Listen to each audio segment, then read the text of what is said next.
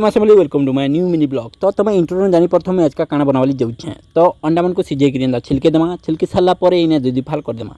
आ दुई फाल कर सारापर हल्दी मीट मसला लुण मर्ची गुणा एंता देकर छानीदेमा।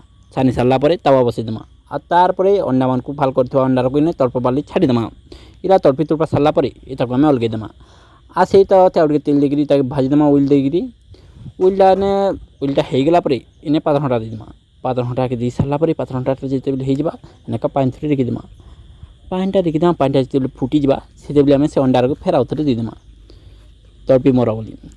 इरा तड़पी मरी सारापर यहाँ टी बहलिया होगला मोर अंडा तरी जेनटा कि आज लंच मोर काम बाजा। आज लंच मोर देखी पार्थ्व काଣା काଣା भात साग आउ डाल आ मोर अंडा तरी जेनटा कि मैं खाईदेवी।